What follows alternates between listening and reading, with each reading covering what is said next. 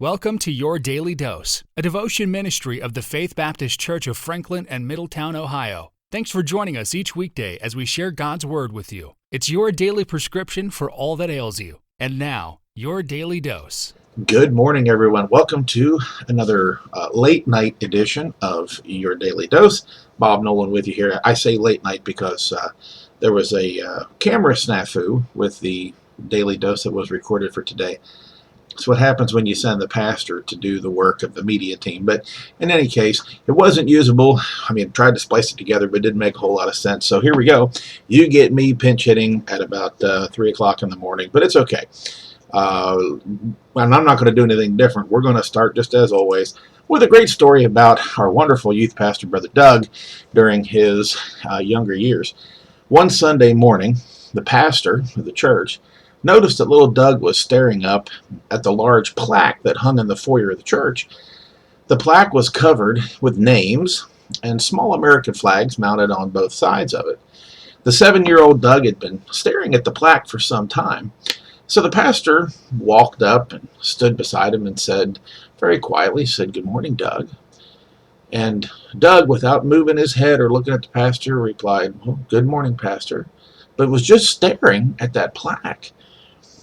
After a little bit, Doug asked the pastor, "What is this?" Pastor replied, "Well, Doug, it's a memorial to the men and women who died in the service." And soberly, they stood together, staring at that large plaque. After a few seconds, little Doug's voice was barely audible when he asked, "Which service, the morning or the evening?" I couldn't help but use that illustration because, as we all know, today is kind of the unofficial kickoff, if you will, of the Memorial Day weekend. Of course, our modern Memorial Day celebration has its roots in what we used to call Decoration Day. Started around 1865, 1866, at the end of the Civil War. It was actually a remembrance for the soldiers who, for the Union soldiers. It was a northern observance for those who had died during the war. Now, there's some who will tell you it started prior to 1865.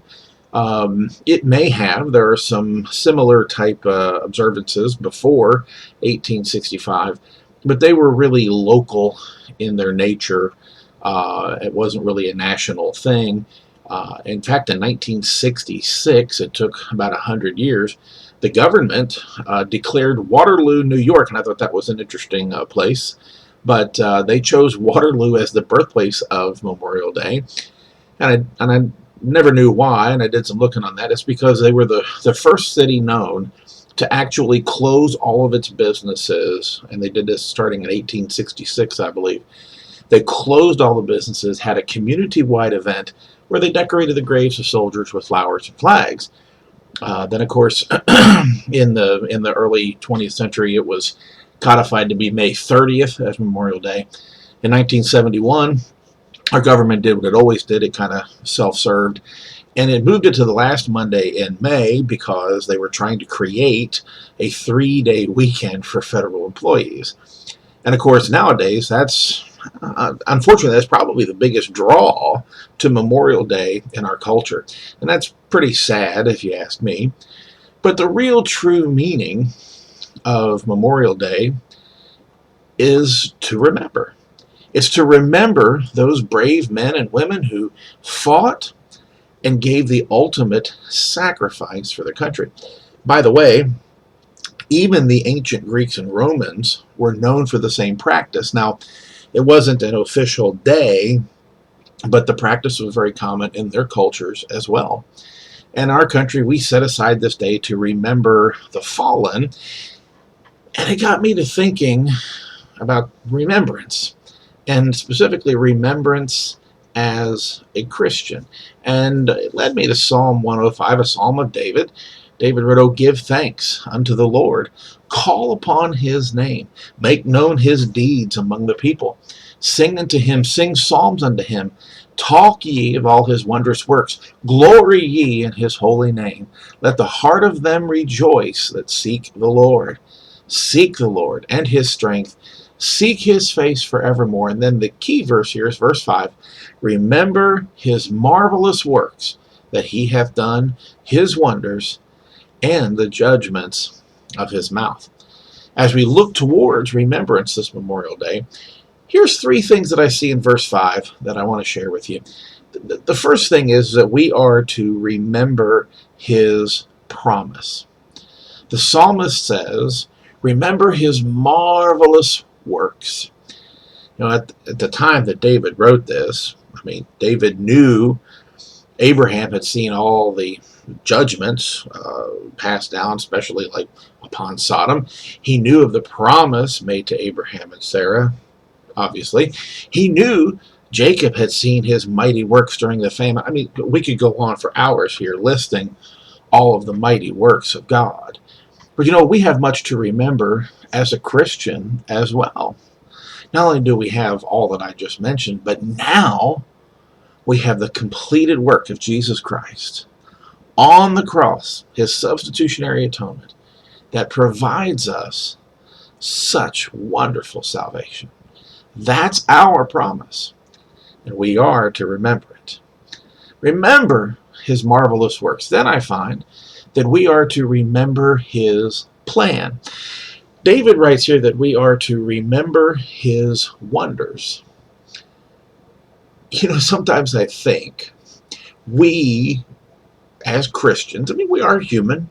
We're just sinners saved by grace. But we are prone to get wrapped up so much into our today that often I think we fail to recognize our yesterday. Think of the children of Israel. With all of their troubles and trials, boy, they were really one of the quickest groups of people ever to forget about all the stuff that God did for them in the past.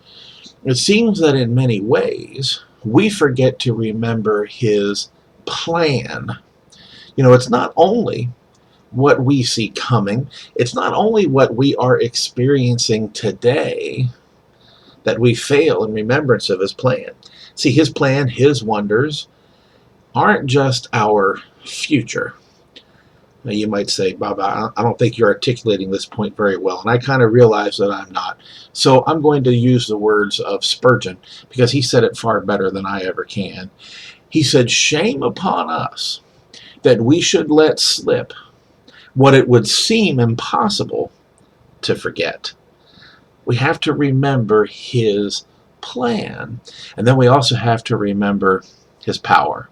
Now, you might think I just wandered off the reservation here, because David, what did he write there? He wrote, remember the judgments of his mouth.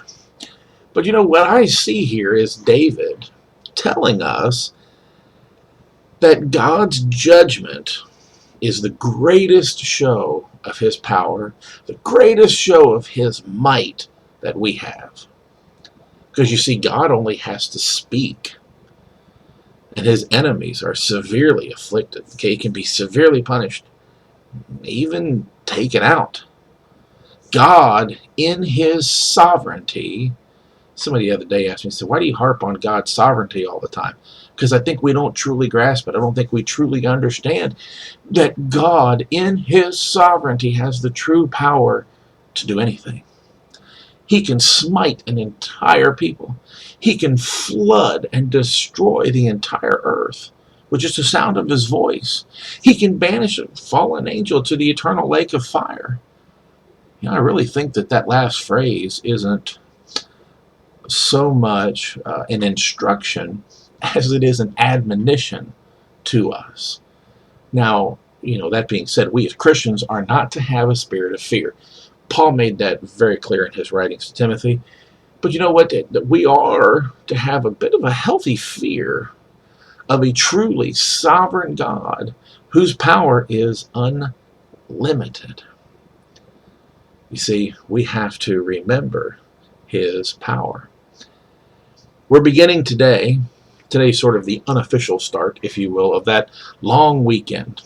The long weekend where we were supposed to remember those who have fallen and supplanted it with cookouts and trips to the beach and relaxation. We've supplanted all of that for the original intent of the day. And when I think about our Christian lives, I'm not so sure we haven't done the same thing. So to apply this in a meaningful way, I'm going to say that the Christian life, well, sometimes we take the original purpose of why we're here and supplant the things of the world in its place. If you want to be a better witness, you want to live more righteously, I don't think anybody listening to this would disagree that we would like to reach others for Christ. Let me submit to you that the key lies in remembrance. A true remembrance of his promise, his plan, his power. My friend, if you take those into account every day of your life, I guarantee you, it'll change your view of your today, and it'll change your view of your future. Because David's admonition was as true then as it is today. Memorial Day weekend shouldn't just be about a long weekend going camping, toasting marshmallows and hot dogs, hopefully not at the same time. We should truly use it as a day of remembrance, to sacrifice, or to recognize that sacrifice that so many have made, that we can still be free. And that we also remember God's promise, God's plan, and God's power. Have a great weekend, and I look forward to seeing you in God's house on Sunday. This has been your Daily Dose, a ministry of Faith Baptist Church. Subscribe to our YouTube channel today and click the bell next to the button to sign up for email notifications each time we live stream or release a new video. To learn more about faith, please visit our website, fitinatfaith.com, for more information about our church. Have a great day in the Lord.